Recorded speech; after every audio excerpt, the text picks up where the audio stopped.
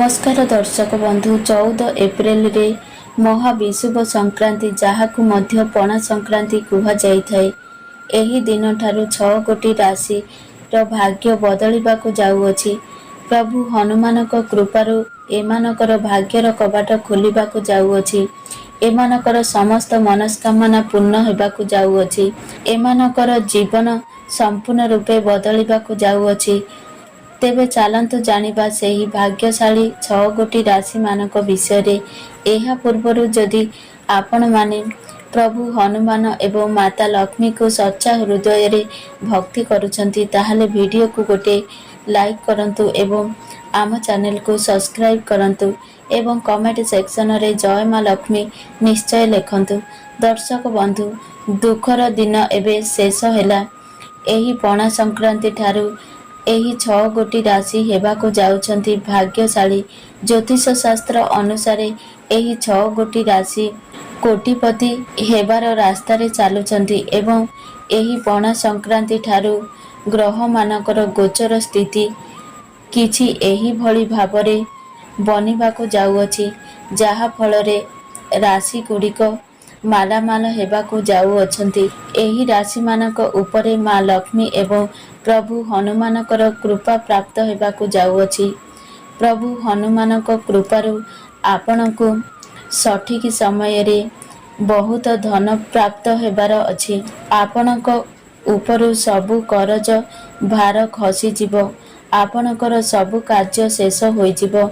मां लक्ष्मीक कृपारु आपणकर बहुत शीघ्र विवाहर जोग खोलिबाकु जाउअछि। आपणकर व्यापार वाणिज्य मध्य बहुत जोर सोर रे हेबो। मन पसंदर चाकरी आपणकर हेबो। आपणक भितरे आकर्षण क्षमता एते बढ़ी जिवो एबे आपणकु लोक माने पसंद करिबा आरंभ करिदेबे। आपणक द्वारा करा जाइथिबा सबु इच्छा सफल हेबाकु जाउअछि। कोनोसी काम आरंभ करिबा पूर्वरु आपण आपणकर गुरुजनक आशीर्वाद निश्चय नियंतु। मां लक्ष्मीक कृपारु आपणकु बारंबार अजना जागारु धन प्राप्त हेबो। परिवार तरफरु आपणकु खुशी खबर निश्चय मिलिबो। आपणकु दूर यात्रा करिबार सुजोग मध्य मिलिबो। एहा सहित कार्य क्षेत्र रे नुआ नुआ सांग साथी आपणकर बनिबे। कोर्ट कचेरी मामला रे आपणकु सफलता निश्चय मिलिबो। एबे आसंतु जानिबा सेही राशि मानक विषय रे जेउ मानकर भाग्य एही पणा संक्रांति ठारू बदलिबाकु जाउअछि, जाहार विषय रे आमे एही ठारे कथा हेउछंती। प्रथम भाग्यशाली राशि हेउछि तुला राशि।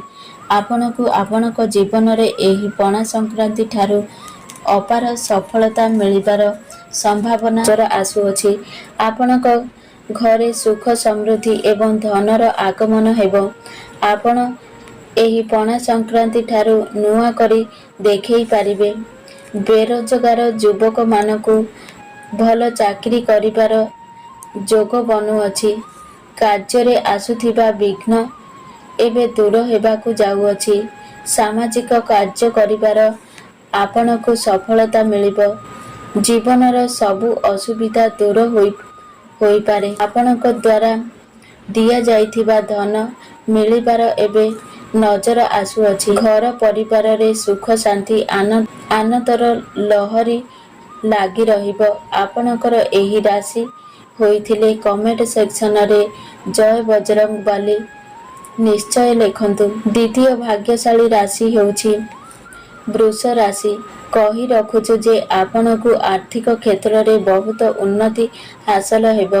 आपणकर आगामी समय बहुत भल रहिबो। व्यापार वाणिज्य क्षेत्र रे धन लाभ हेबार संभावना रही अछि। एही समय रे आपणकर यात्रा लाभदायक सिद्धा हेबो। आपणक जीवन रे आसुथिबा सबु प्रकारर दुख एवं कष्टर अंत हेबाकु जाउअछि। चाकरी करुथिबा व्यक्ति विशेषଙ୍କ ପାଇଁ एही पणा संक्रांति समय सबुठारु अधिक शुभ रहिबो। एही राशिर व्यक्ति विशेषଙ୍କୁ घरे अधिक मात्रा रे खुशीर वर्षा हेबो। आपणकर प्रेम जीवन ଖୁସିର ମହଲ ରହିବ। ତୃତୀୟ ଭାଗ୍ୟଶାଳୀ ରାଶି ହେଉଛି ସିଂହ ରାଶି। ଏହି ପଣା ସଂକ୍ରାନ୍ତି ଠାରୁ ଏହି ରାଶିର ବ୍ୟକ୍ତି ବିଶେଷମାନଙ୍କ ଉପରେ ମା ଲକ୍ଷ୍ମୀ ଏବଂ ପ୍ରଭୁ ହନୁମାନଙ୍କର ଅପାର କୃପା ଦୃଷ୍ଟି ବନିବାକୁ ଯାଉଅଛି। ଆପଣମାନଙ୍କ ଜୀବନରେ ସଫଳତା ମିଳିବାର ଏବେ ଯୋଗ ବନୁଅଛି। ଆପଣମାନଙ୍କୁ ଆର୍ଥିକ ସଙ୍କଟରୁ ମୁକ୍ତି ମିଳିବ। ଆପଣମାନଙ୍କୁ ନିଶ୍ଚିତ ଭାବରେ ସଫଳତା ମିଳିବ। ଆପଣମାନେ ପରିଶ୍ରମ କରି ଉନ୍ନତି କରିବା ସହିତ ଗୋଟିଏ ନୂଆ ପରିଚୟ ସୃଷ୍ଟି କରିବେ। ଆପଣମାନେ ମହତ୍ତ୍ୱପୂର୍ଣ୍ଣ କାର୍ଯ୍ୟରେ ନିର୍ଣ୍ଣୟ ନେବାରେ ସଫଳ ହୋଇପାରନ୍ତି। ଆଗାମୀ ସମୟରେ ଆପଣଙ୍କର ଭାଗ୍ୟ ଘୋଡ଼ାଠାରୁ ଅଧିକ ଜୋରରେ ଦୌଡ଼ିବାକୁ ଲାଗିବ ଏବଂ ପଣା ସଂକ୍ରାନ୍ତି ଠାରୁ ଆପଣଙ୍କ ଜୀବନରେ ଖୁସିର ବର୍ଷା ହେବ। ଆପଣମାନଙ୍କ ପାଇଁ ଧନ ଗୋଟିଏ ଧାରାରେ ବନିବ। ଅଚାନକ ଭାବରେ ଆପଣଙ୍କୁ ଧନ ମିଳିବାର ସମ୍ଭାବନା ରହିଅଛି। ଚତୁର୍ଥ ରାଶି ହେଉଛି କନ୍ୟା ରାଶି।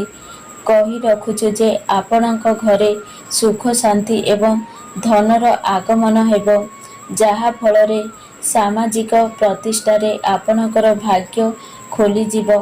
ଆପଣଙ୍କୁ ବ୍ୟାପାର ବାଣିଜ୍ୟରେ ଲାଭ ହେବାର ସମ୍ଭାବନା ମିଳୁଅଛି। ଚାକିରି କ୍ଷେତ୍ରରେ ଉନ୍ନତିର କୌଣସି ଖୁସି ଖବର ଆପଣଙ୍କୁ ପ୍ରାପ୍ତ ହୋଇପାରେ। ଧନର ଅପାର ବୃଦ୍ଧି ଏବଂ ଚାକିରିର ପ୍ରମୋଶନ ହେବାର ଯୋଗ ମଧ୍ୟ ବନୁଅଛି। ପଞ୍ଚମ ରାଶି ହେଉଛି ମେଷ ରାଶି। ଜାଣି ରଖନ୍ତୁ ଯେ ପ୍ରଭୁ ବଜରଙ୍ଗବାଲୀଙ୍କ ଦୃଷ୍ଟିରେ ଆପଣଙ୍କ ଜୀବନରେ ସବୁ ପ୍ରକାରର ସୁଖ ଆସିବାକୁ ଯାଉଅଛି। ଆପଣମାନେ କଠିନରୁ କଠିନ କାର୍ଯ୍ୟ ମଧ୍ୟ ଅତି ସହଜରେ କରି ଆଗକୁ ବଢ଼ି ଚାଲିବେ। ପରିଶ୍ରମ ଏବଂ ଶ୍ରମିକ କାର୍ଯ୍ୟ କରୁଥିବା ବ୍ୟକ୍ତିମାନଙ୍କୁ ଏହି ପଣା ସଂକ୍ରାନ୍ତି ଠାରୁ ପ୍ରଭୁ ବଜରଙ୍ଗବାଲୀଙ୍କ ଦୟାରୁ ଧନ ପ୍ରାପ୍ତି ହେବ, ଯାହାରି ଫଳରେ ଆପଣମାନଙ୍କ ପରିବାରର ସଦସ୍ୟ ପାଇଁ ନୂଆ ନୂଆ ଜିନିଷ କିଣିପାରନ୍ତି। ଆପଣମାନଙ୍କ ପରିବାରରେ ଏବେ ଖୁସି ଲାଗି ରହିବ। କୌଣସି ମଙ୍ଗଳ କାର୍ଯ୍ୟର ଆୟୋଜନ ମଧ୍ୟ ହୋଇପାରେ। ଆଗାମୀ ସମୟ ଆପଣମାନଙ୍କ ପାଇଁ ବହୁତ ଭଲ ଦେଖାଯାଉଅଛି। ମା ଲକ୍ଷ୍ମୀଙ୍କ ନାମ ନେଇ ଆରମ୍ଭ କରାଯାଇଥିବା ସବୁ କାର୍ଯ୍ୟ ଆପଣଙ୍କୁ ସଫଳତା ଆଣିଦେବ। ଶେଷ ରାଶି ହେଉଛି କୁମ୍ଭ ରାଶି। କହି ରଖୁଛୁ ଯେ ବ୍ୟାପାର ବାଣିଜ୍ୟ କରୁଥିବା ବ୍ୟକ୍ତି ବିଶେଷଙ୍କୁ ବ୍ୟାପାର ବାଣିଜ୍ୟ କ୍ଷେତ୍ରରେ ପଣା ସଂକ୍ରାନ୍ତି ଠାରୁ ଅଧିକରୁ ଅଧିକ ଧନ ଲାଭ ଦେଖିବାକୁ ମିଳିବ। ଆପଣଙ୍କର ସଫଳତାକୁ ଦେଖି ଆପଣଙ୍କର ଶତ୍ରୁମାନେ ଅତ୍ୟଧିକ ଉଗ୍ର ହୋଇପଡ଼ିବେ ଏବଂ ଆପଣଙ୍କର ଅନେକ କ୍ଷତି କରିବାର ବାଟ ଖୋଜିବେ ଏବଂ ଚେଷ୍ଟା ମଧ୍ୟ କରିପାରନ୍ତି। କିନ୍ତୁ ଆପଣ ଡରିବାର କୌଣସି ଆବଶ୍ୟକ ନାହିଁ, କାରଣ ଆପଣଙ୍କର ଶତ୍ରୁମାନେ ସେମାନଙ୍କ ଚେଷ୍ଟାରେ ସେମାନେ ବିଫଳ ହେବେ, କେବେ ବି ସଫଳ ହୋଇପାରିବେ ନାହିଁ।